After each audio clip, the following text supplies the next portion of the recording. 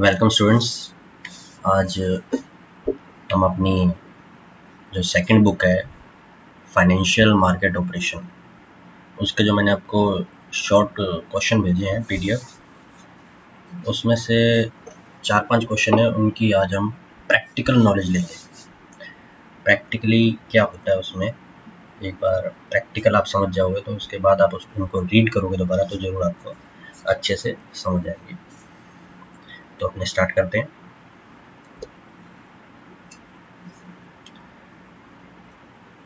इसमें जो डायग्राम आप देख रहे हो, इसमें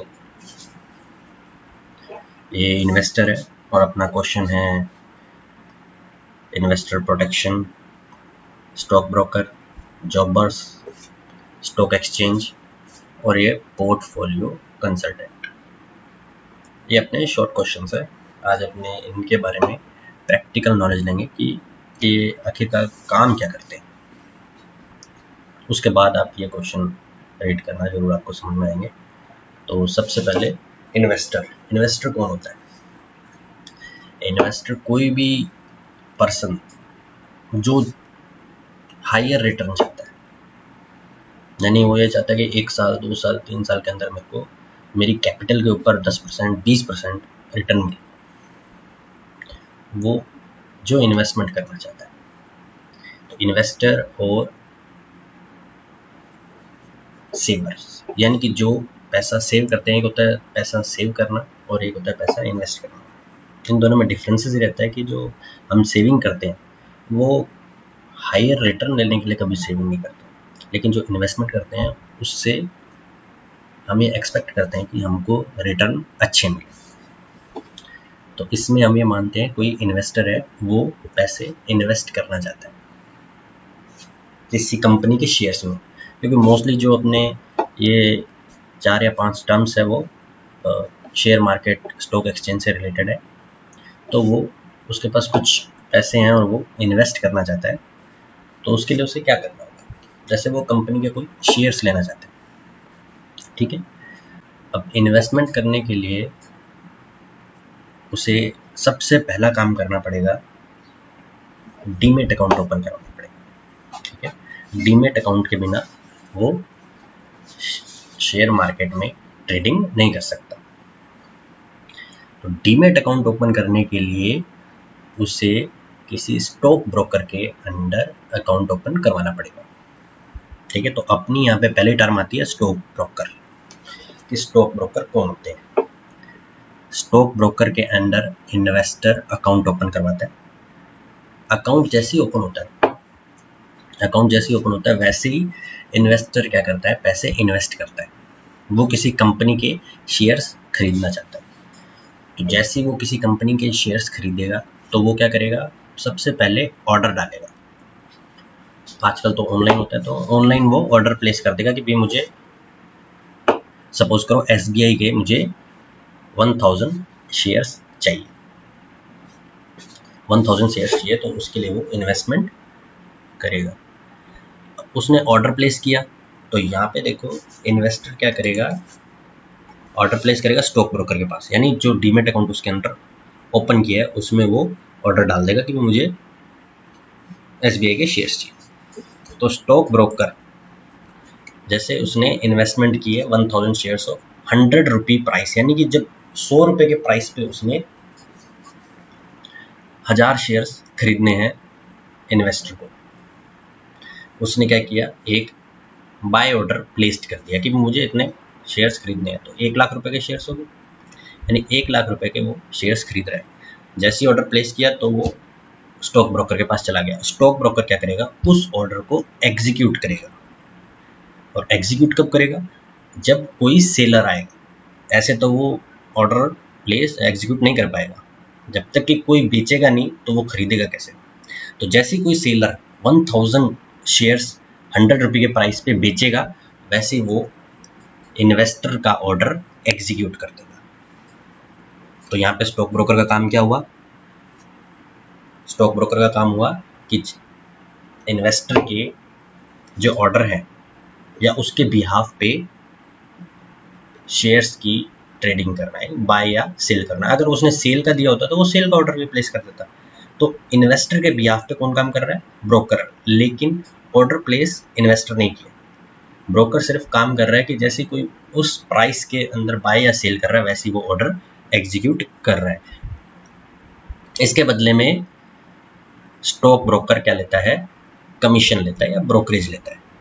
यानी स्टॉक ब्रोकर ब्रोकरेज या कमीशन लेगा इन्वेस्टर से ब्रोकरेज लेगा कि आपने 1000 शेयर्स खरीदे हैं और बेचे हैं, इनका मान के चलो 40 रुपये, 50 रुपये, 100 रुपये, जो भी उसके चार्जेस होंगे स्टॉक ब्रोकर लेगा। तो यहाँ हमारी स्टॉक ब्रोकर की डेफिनेशन हो गई है। स्टॉक ब्रोकर क्या करता है? जैसे इन्वेस्टर ने ऑर्डर प्लेस किया, अपने को ये नहीं लिखना कि ऑर्डर प्लेस किया, कि इन्वेस्टर के बिहाफ पे बाय और सेल करता है शेयर्स को, यानी उन ऑर्डर को एग्जीक्यूट कर देता है और इसके बदले में वो कमीशन चार्ज करता है किससे? इन्वेस्टर से।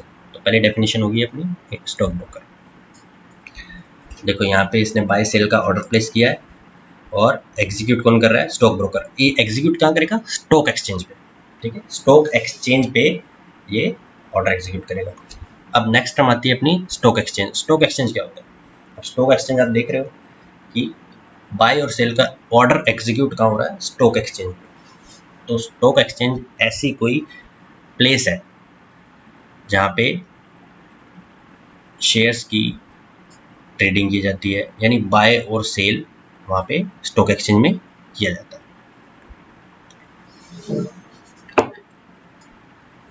इसकी डेफिनेशन देख लेते हैं।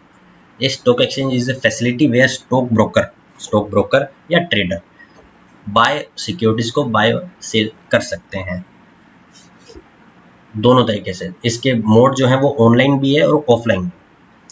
ऑनलाइन मोड जैसे डीमेट अकाउंट ओपन किया और मैंने घर पे बैठे बैठे अपने शेयर्स परचेज कर लिए, तो ये ऑनलाइन मोड हुआ। ऑफलाइन मोड हुआ कि स्टॉक एक्सचेंज में जाके, जैसे बीएसई और एनएसई अपने जो मेन स्टॉक एक्सचेंज है वहाँ जाके अपने ने शेयर्स परचेज किए। जैसे अपने टिकट बुक कराते हैं ऑनलाइन, तो उसके लिए कहाँ से, कौन सी वेबसाइट है? IRCTC। और अगर ऑफलाइन टिकट लेनी है तो अपने रेलवे स्टेशन जाना पड़ेगा। सेम वैसे स्टॉक एक्सचेंज में कि ऑनलाइन अगर आपको ट्रेडिंग करनी है तो आपका डीमेट अकाउंट होना चाहिए किसी ब्रोकर के अंडर, फिर आप ऑनलाइन शेयर्स परचेज या सेल कर सकते हो। ऑफलाइन है तो आपको स्टॉक एक्सचेंज ही जाना पड़ेगा। आजकल ऑफलाइन ज़्यादा यूज नहीं होता, सारे ऑनलाइन ही करते हैं। और स्टॉक एक्सचेंज क्या है? ये कैपिटल मार्केट का सबसे इम्पोर्टेंट फैक्टर है। जो कैपिटल मार्केट आएगा तो अपने उसके बारे में भी पढ़ेंगे। अब तीसरी टर्म अपने करेंगे financial market. And stock exchange का मीनिंग क्या हुआ? जहाँ पे सिक्योरिटीज का ट्रेडिंग की जाती है। कौन करता है? ब्रोकर करते हैं या ट्रेडर करता है। अब थर्ड है अपने फाइनेंशियल मार्केट के ऊपर करते हैं। ये जो पूरा सिनेरियो बना हुआ है ये पूरा फाइनेंशियल मार्केट का एक पार्ट है। उसके अंदर सबसे इंपॉर्टेंट रोल है स्टॉक एक्सचेंज का। स्टॉक एक्सचेंज क्या काम कर रहा है? स्टॉक एक्सचेंज काम कर रहा है, एक मीडिएटर का काम कर रहा है। किसके बीच में? इन्वेस्टर और कंपनीज के बीच में। इन्वेस्टर और कंपनीज के बीच में शेयर्स किसके परचेज हो रहे हैं? कंपनीज के। कंपनी शेयर्स यहाँ दे रही है और ये फंड इधर दे रहे हैं। जैसे ही फंड स्टॉक एक्सचेंज के पास आया, स्टॉक एक्सचेंज ने कंपनी को ट्रांसफर किया और शेयर्स कंपनी ने स्टॉक एक्सचेंज को ट्रांसफर किए और स्टॉक एक्सचेंज इसको ट्रांसफर करेगी इन्वेस्टर को। यानी इनको इन्वेस्टर को क्या हुआ? 1000 शेयर्स मिल गए और 1 लाख रुपए की अमाउंट किसके पास चली गई? इस कंपनी के पास चली गई। तो स्टॉक एक्सचेंज सिर्फ मीडिएटर का काम कर रहा है कि इन्वेस्टर की जो मनी है वो कहाँ चैनलाइज हो रही है? कंपनीज के पास। और कंपनीज इसका क्या करेंगी? अपनी कैपिटल के अंदर इसको एक्सपेंड करेंगे या कोई भी अपना एक्सपेंशन का काम स्टार्ट कर सकते हैं इन रुपयों से।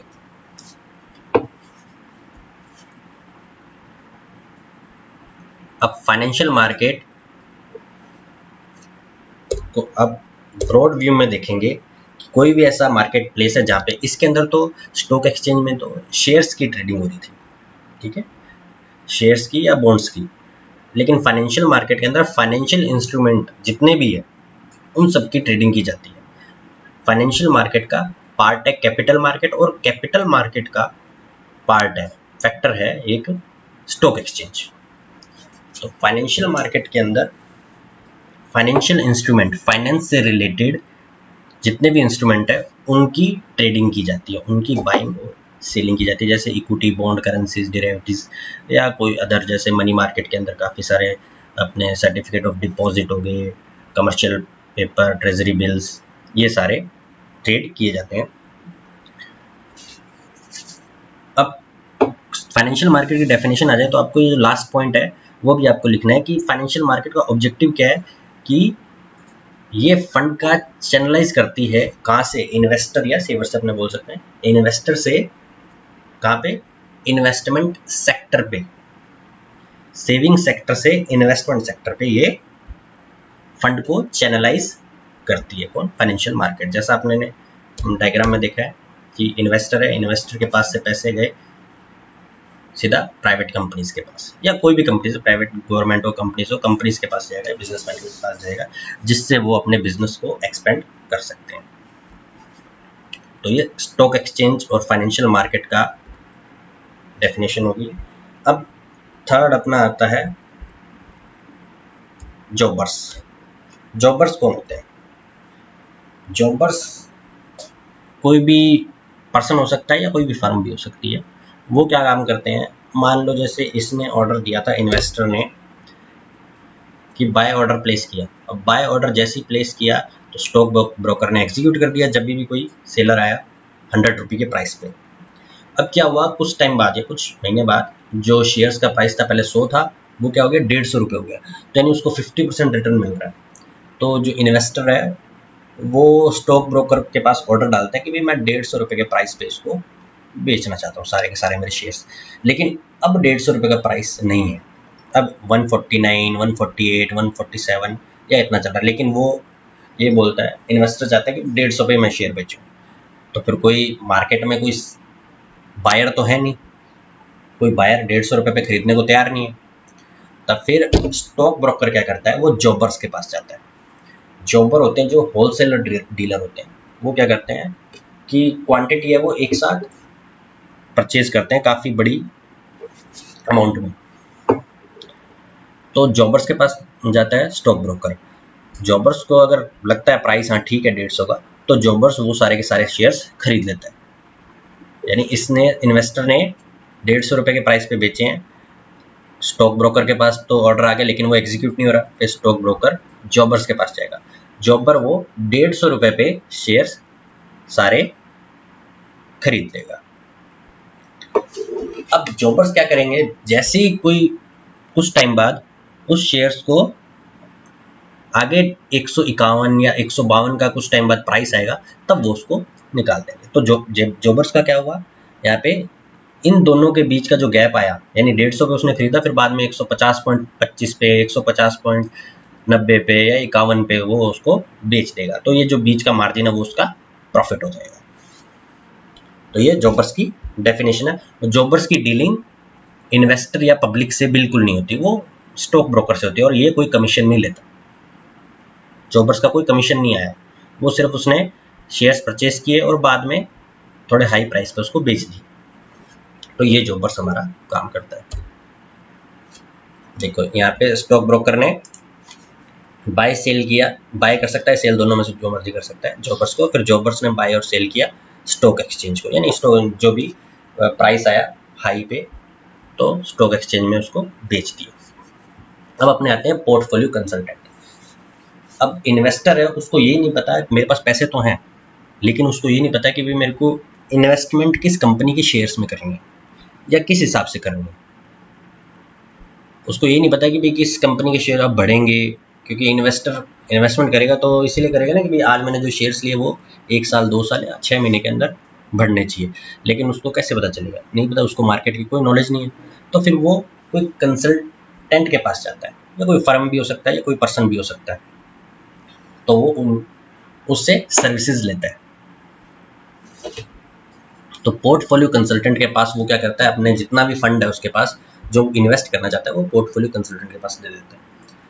पोर्टफोलियो कंसल्टेंट फिर उसके हिसाब से, इन्वेस्टर के हिसाब से, इन्वेस्टर को देखता है कि भाई, इन्वेस्टर से पूछता है कि आपको कितना रिस्क आप बियर कर सकते हो।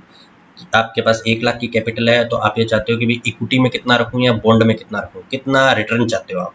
वो बोलेगा मेरे को साल का 10% रिटर्न चाहिए, तो वो उस हिसाब से कंपनी के शेयर्स में इन्वेस्ट करता है कि भाई इन्वेस्टर को 10% रिटर्न चाहिए। अगर वो बोलेगा नहीं मेरे को साल का 50% चाहिए, तो फिर वो उस हिसाब से एग्रेसिवली ट्रेडिंग करेगा। पर उसके अंदर क्या है, लॉस होने का भी ज़्यादा खतरा रहता है। लेकिन पोर्टफोलियो कंसल्टेंट का काम सिर्फ यही है कि इन्वेस्टर को जिस हिसाब से पैसे इन्वेस्ट करने, जितना रिटर्न चाहिए उस हिसाब से वो इन्वेस्टमेंट करेगा। लेकिन किस में करना है वो इन्वेस्टर को नहीं पता होता, वो पोर्टफोलियो कंसल्टेंट ही करेगा। बस वो ये इनसे एडवाइस ले लेता है, भाई आप किस हिसाब से ट्रेडिंग करना चाहते हो, एग्रेसिव करना चाहते हो या कंजर्वेटिव अप्रोच है आपकी। 10% 5% मिल जाए मेरे को साल, 1.5 साल या 2 साल में रिटर्न, साल में रिटर्न 10% मिल जाए वो बहुत है, तो वो उस हिसाब से इन्वेस्टमेंट उसकी करता है। तो ये पोर्टफोलियो कंसल्टेंट हमारे हो गए। इसके बदले में वो उनसे सर्विस चार्जेस लेते हैं इन्वेस्टर से। तो ये सारे हमारे आज के 5 जो है उनकी प्रैक्टिकल मैंने आपको बताया। उसके बाद आप इनको एक बार थ्योरी इनकी पढ़ोगे तो ज़रूर आपको समझ में आएगा। आप सभी स्टूडेंट अपने कॉलेज का जो यूट्यूब चैनल है उन सबको उसको सब्सक्राइब जरूर करें। अब हम नेक्स्ट वीडियो में मिलेंगे।